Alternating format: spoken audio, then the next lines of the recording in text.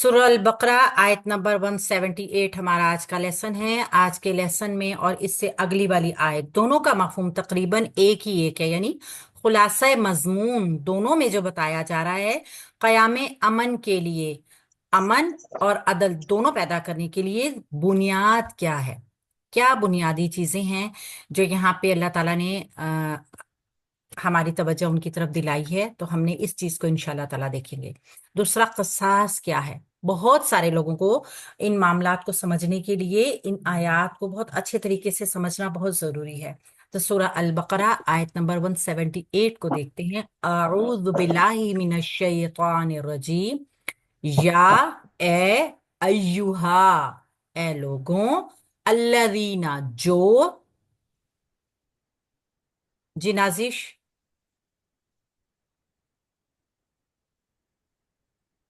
नाजिश आपका hand raise है, आप कुछ कहना चाहती हैं? जी वो बाय मिस्टेक। ठीक है।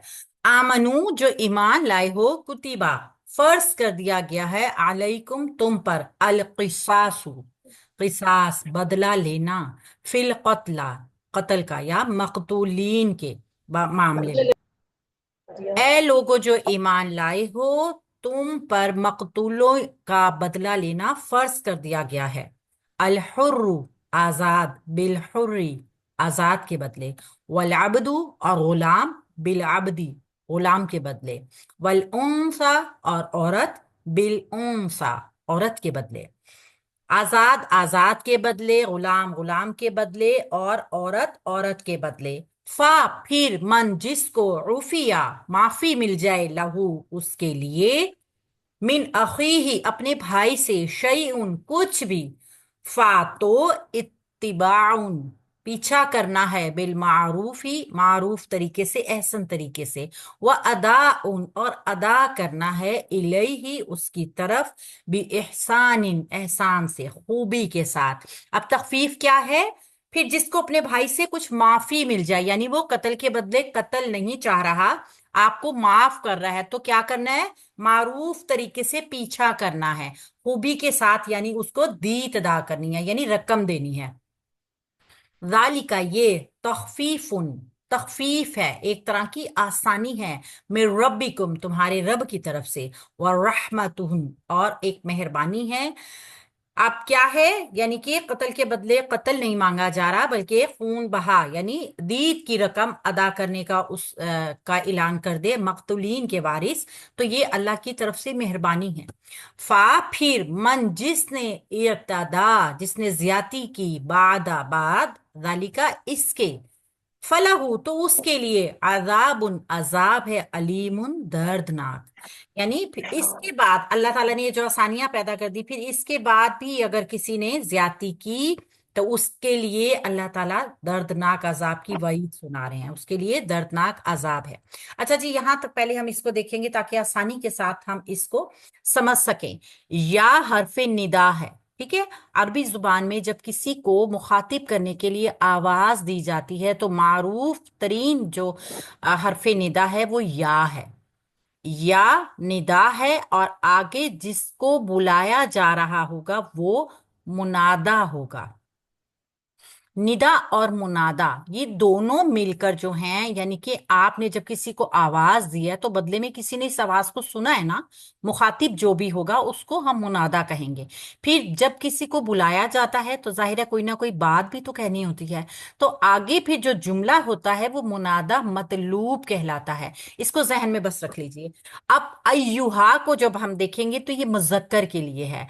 अगर मुनादा मतलूब, यानी जिनको बुलाया जा रहा है, जिनसे बात की जा रही है, अगर वो मुजक्कर होंगे तो अय्युहा से उनको बुलाया जाएगा, और अगर वो मुन्नस होंगे तो अय्यतुहा से। ये कुरान पाक में आपको नजर भी आएगा, चूंकि यहाँ पे अय्युहा है, नजर आ रहा है, तो इसका मतलब है जिनको मुखातिब किया जा रहा है वो मुजक्कर हैं। या अय्युहा, ए लोगों, अल्लादीना, जो पॉइंट किया जा रहा है, इसम मौसूल है, जुमले को जोड़ रहा है। अल से पता चल रहा है कि ये मारफा इसम है। ये अल हमने देखा था, माइक ऑफ कर दीजिए, किसी का ऑन है।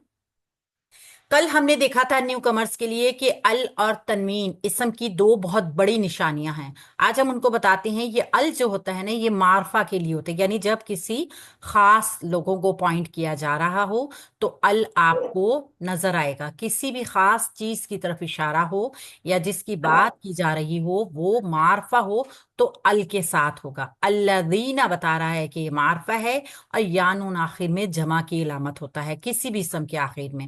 یہ اسم موصول ہے. اس کے جمع اور اس کے واحد جو ہوتے ہیں یہ مبنی ہوتے ہیں، یعنی آپ کو چینج نظر نہیں آئیں گے.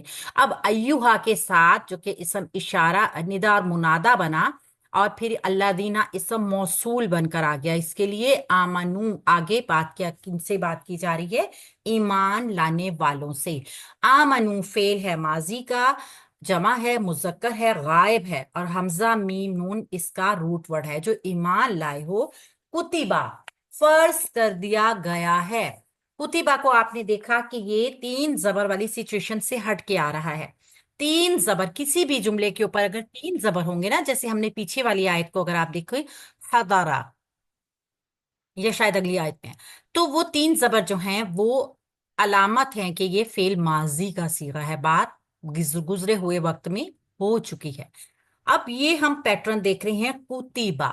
کتیبہ یہ اس پیٹرن سے ہٹ کے آیا ہے، تو ایسا فعل جو کہ پہلے پیش کے اوپر ہو، دوسرے کے نیچے زیر ہو اور تیسرے کے اوپر زبر ہو، وہ فعل ماضی مجہول کا پیٹرن ہے. یہاں پہ فعیلا کو ذہن میں رکھیے. فا کے اوپر پیش، آئن کے نیچے زیر اور لام کے اوپر زبر. فعیلا یہ پیٹرن آ گیا فعل ماضی مجہول کا. یہ فعل ہے ماضی کا، واحد ہے مذکر ہے غائب ہے. کاف تا با اس کا روٹ ورڈ ہے. فرض کر دیا گیا. فعل مجہول کب ہوتا ہے؟ جب اس کا فاعل نہیں ہوتا، جملے میں اس کا فاعل نظر نہیں آئے گا. لیکن چونکہ ہم نے دیکھا کہ فعل مجہول میں بھی ہمیں پیش والا اسم نظر آتا ہے، تو وہ فاعل نہیں ہوگا، اس کا نائب الفاعل ہوگا. علیکم تم پر، علا حرف جر ہے، کم اس کے ساتھ ضمیر جڑ کر آئی ہے. جب فعل کے ساتھ ضمیر جڑ کر آتی ہے تو وہ مرکب اضافی ہوتی ہے، اور جب حرف جر کے ساتھ کوئی ضمیر جڑ کر آتی ہے تو وہ مرکب جاری ہوتی ہے. یہ مرکب جاری کا پیٹرن بن گیا تم پر. یہ کم جو ہے نا یہ واحد جمع مذکر غائب کی ضمیر ہے، جمع مذکر حاضر کی، سوری، تم پر جمع مذکر حاضر کی ضمیر ہے. فرض کر دیا گیا تم پر القصاص، قصاص بدلہ لینا. اب آپ دیکھیے کہ یہ ال ہے، معرفہ بھی ہے، اور یہ آپ کو پیش کے ساتھ بھی نظر آ رہا ہے. تو فعل کے بعد پیش والا اسم آیا ہے، فعل مجہول کے بعد پیش والا اسم آیا ہے، تو یہ اس کا نائب الفاعل ہوگا. فی القتلہ قتل کے بدلے میں، یعنی مقتولوں کے معاملے میں. فی حرف جار ہے، القتلہ یہ مجرور ہے. لیکن چونکہ آپ دیکھ رہے ہیں نا کہ یہ وہ اسم کی قسم ہے کہ جو مبنی ہوتی ہے، اپنی زبر زیر پیش کو چینج نہیں کرتی، لہٰذا یہ مجرور ہی ہے. لیکن ہمیں اپنی زبر زیر پیش نہ چینج کرنے کی وجہ سے اس شکل میں نظر آ رہی ہے. قاف تا لام اس کا روٹ ورڈ ہے، اور قصاص کا قاف صاد اس کا روٹ ورڈ ہے. فی القتلہ بدلے میں، یہ مقتول لوگ جو قتل ہو چکے ہیں نا، یہ اس بارے میں کہا جا رہا ہے. الحر آزاد، ال بتا رہا ہے معرفہ، ہا را را اس کا روٹ ورڈ ہے، اور یہ مذکر ہے، واحد ہے اور مرفوع ہے. الحر آزاد، بالحر بدلے آزاد کے. بھی حرف جار ہے اور الحر مجرور ہوا اس کی وجہ سے، تو یہ مرکب جاری کا پیٹرن بن گیا. بھی حرف جار یا کوئی بھی حرف جار ایک کام کرتا ہے کہ اپنے بعد آنے والے اسم کو مجرور کرتا ہے، یعنی زیر کی حالت میں لے کر آتا ہے. کسی بھی اسم میں زیر کی دو ہی وجوہات ہوتی ہیں، یا تو وہ حرف جر کی وجہ سے مجرور ہوگا، یا وہ مرکب اضافی میں مضاف الیہ بنا ہوگا. تو آپ یہاں پر دیکھیے بھی حرف جر نے الحری کو مجرور کر کے مرکب جاری کا پیٹرن بنا دیا. ہا را را اس کا بھی روٹ ورڈ وہی ہے. والعبد اور غلام کے، واو حرف عطف ہے. العبد جو ہے اسم ہے، معرفہ ہے اور واحد ہے اور مذکر ہے. عین بادال اس کا روٹ ورڈ ہے. بالعبدی بدلے غلام کے. اب یہاں پہ بہت ہی واضح طریقے سے بتایا جا رہا ہے کہ کیا ہم نے طریقہ کار اختیار کرنا ہے کہ جب مقتول کا بدلہ لینا ہو، بالعبدی، بدلے غلام کے، بھی حرف جار العبدی مجرور ہوا، اس وجہ سے مرکب جاری کا پیٹرن بن گیا، آئین با دال اس کا روٹ ورڈ، والانسا، اور عورت کے بدلے، واو حرف عطف ہے، الانسا، یہ ہمیں الف سے لام سے پتہ چل رہا ہے اسم ہے، اور الانسا یہاں پہ آپ دیکھ رہے ہیں نا کھڑی زبر، یہ بھی مونس کی علامت ہے، تو یہ عورت کے لیے استعمال ہوا ہے، حمزہ نون سا اس کا روٹ ورڈ ہے، اور عورت، بالانسا بدلے عورت کے، بھی حرف جار اور الانسا مجرور، چونکہ یہ مبنی ہے، یہ کھڑے زبر والا اور چھوٹی یا جن کے اینڈ پہ ہوتی ہے نا وہ مبنی اسم کی پہچان ہوتی ہے، اور مونس کی بھی ہوتی ہے، تو یہاں پہ بدلے عورت کے مرکب جاری کا پورا پیٹرن بن رہا ہے، بدلے عورت کے، یہاں تک کو اگر ہم دیکھیں تو اللہ تعالیٰ نے یہاں پہ ایمان والوں کو مخاطب کر کے بہت واضح طور پہ بتا دیا کہ کوئی گناہ نہیں ہے اگر کسی کا کوئی پیارا کوئی شخص مقتول قتل ہو جائے تو اس کے قتل کا بدلہ لینا تم لوگوں کے اوپر فرض ہے۔ اگر اب یہ دیکھا جائے تو غیر اسلامی لوگ جو ہوتے ہیں، غیر مسلم لوگ جو ہوتے ہیں، اس چیز کو بڑی کریٹیکل نگاہ سے دیکھتے ہیں، تو یہ قانون جو ہوتا ہے نا وہ جذبات سے بالاتر ہوتا ہے، یہ معاشرے کو تلقین ہے کہ قصاص کے معاملے میں کسی سہل انگاری، کسی جانبداری، کسی چشم پوشی اور کسی بھی بے جا رحم اور مروت کو حائل نہیں ہونے دینا چاہیے، کیونکہ جو کسی کو قتل کر دیتا ہے وہ صرف ایک شخص کو قتل نہیں کرتا بلکہ ایک قانون کو قتل کرتا ہے جو سب کی جان کی حفاظت کا ضامن ہوتا ہے، تو اس وجہ سے گویا سب ہی کو قتل کر دیتا ہے، تو اس کی وجہ سے یہ سب کی ذمہ داری ہے کہ وہ اس کا قصاص لے کے ضمانت کو بحال کرے جس میں سب کی زندگی بھی ہے۔ یہاں پہ بتایا گیا ہے کہ غلام کے بدلے غلام، آزاد کے بدلے آزاد، اگر قتل کرنے والا آزاد انسان ہے تو اس کے بدلے میں آزاد انسان کو ہی قتل کیا جائے گا، اگر قتل ہونے والی غلام ہے تو اس کے بدلے میں غلام کو ہی قتل کیا جائے گا، اور اگر قتل کرنے والی عورت ہے تو اس کے بدلے میں پھر عورت کو ہی قتل کیا جائے گا۔